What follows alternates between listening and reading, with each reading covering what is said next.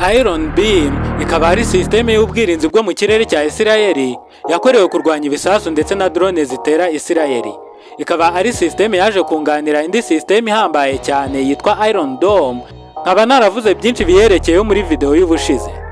Iron Beam ikaba ari sisiteme ikoranye ikoranabuhanga rihambaye aho yifashisha imirasire yitwa laser beam iba ishobora kwangiza ibisasu bitaragera ku butaka cyangwa ikaba yahanura drone ziri mu kirere cy'amatware ya Isirayeli.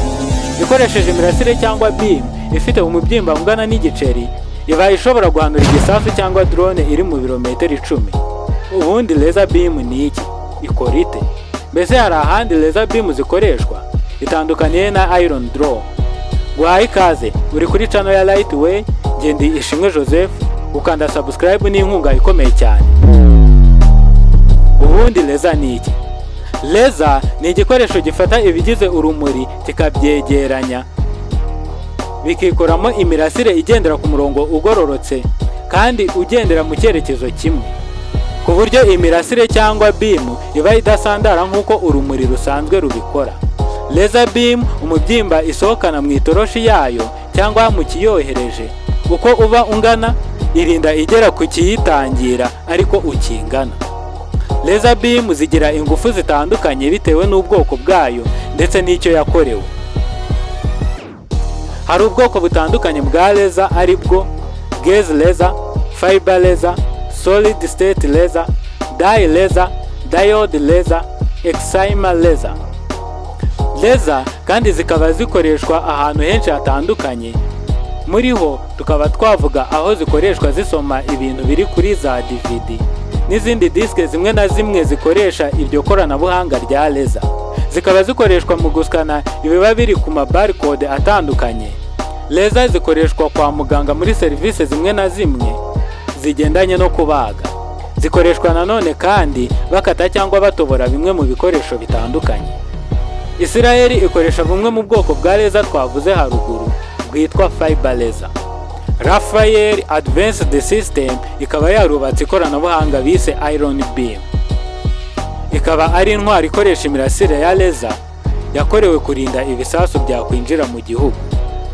Mu bushakashatsi bwe, Rafael afatanije n'abandi ba engineer bagaragaje ko uyu mushinga wa Iron Beam uzaba ufite ubushobozi bwo kwangiza amabombe, roketi, anti-tank missile, drone ndetse n'ibindi. Aho bifashisha laser beam zigendera ku muvuduko nk'urumuri zikarimbura icyo gisasu kikiri kure ku giciro gito ugeranije n'icyatangwa kuri Iron Dome.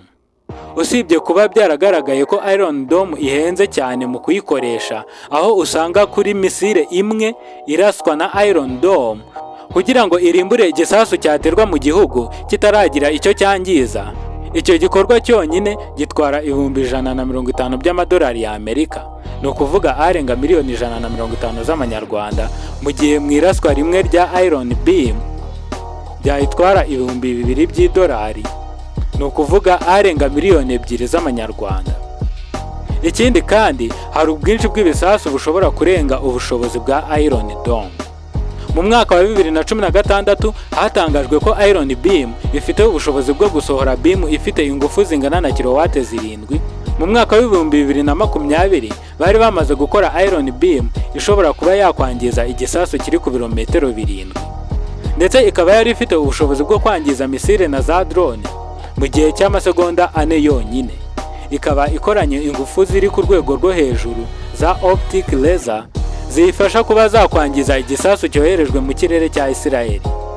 Iyo Iron Beam ishyize mu gipimo igisasu igiye kwangiza, yohereza laser beam zifite ingufu ziri ku kigero cya kilowate 100 cyangwa hejuru yazo. Ikaba isohora laser beam ifite umubyimba ungana n'uw'igiceri. Kuri ubu izo beam zikaba zigera ku birometero 10. Guhera mu mwaka wa 2016, Minisiteri y'Ubwirinzi muri Isirayeli ikaba yarakomeje gutera inkunga uyu mushinga, ndetse na Rafael uhagarariye uyu mushinga akaba yarakomeje kuwuteza imbere, aho afite intego y'uko Iron Beam igera ku rwego rwo gusohora laser beam zifite ingufu zingana na kilowate 500. Mu kwezi kwa gatanu mu mwaka w'ibihumbi 2023 hakaba harashyizwe ahagaragara izindi system ebyiri za laser beam, imwe ikazajya ikoreshwa ku butaka indi igakoreshwa mu mazi. Iyo mu mazi ikaba ifite ubushobozi bwo kurekura laser beam zifite ingufu za kilowate ziri hagati y'ijana n'ijana na 50. Bikaba biteganijwe ko igisirikare cya Israel kizatangira gukoresha Iron Beam mu mwaka w'ibihumbi 2024.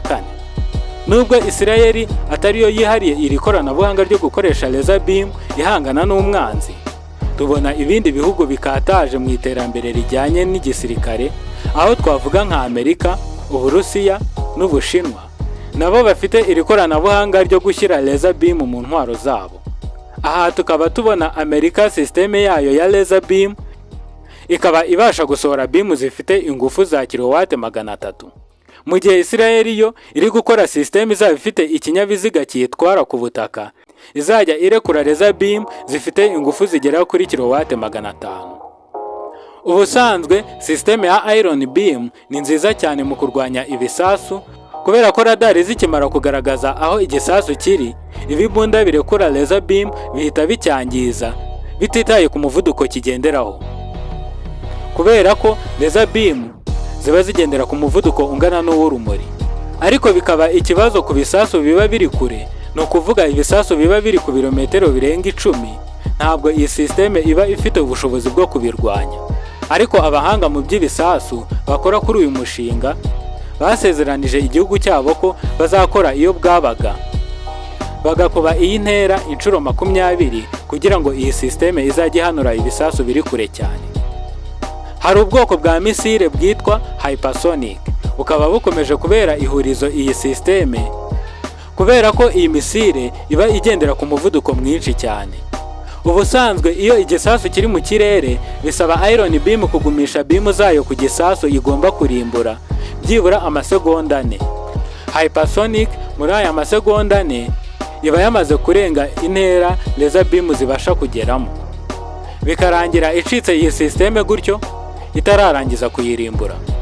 Nkuko nabivuze tugitangira, Iron Beam yaje kunganira Iron Dome, zombi zikaba ari systeme za leta ya Israel yubatse ngo zifashe guhangana n'ibitero bigabwaho byo mu kirere. Iron Dome ni nziza mu kurwanya ibisasu biri kure kugeza ku birometero 70, naho laser beam ikaba itabasha kurwanya ibigendera kure yayo ho ibirometero biri hejuru y'10. Ariko nanone Iron Beam ikaba ihendutse cyane kuyikoresha, aho bisaba amashanyarazi gusa, bigatuma amafaranga yigendaho ari make ugereranije na Iron Dome. Mwakoze gukurikirana iyi video, wakanda kuri subscribe niba utarayikora, ukaba uduteye inkunga ikomeye. Hari igitekerezo ufite watwandikira muri comment, wabikunze wakora like. Ufite ikibazo cyo kugira irungu, Abakorinto Media yakivugutiye umuti, bandikire kuri WhatsApp bakwereka uko bigenza. Numero yabo ni 078 900 8261. Ngendi Ishimwe Joseph, dusubire ubutaha.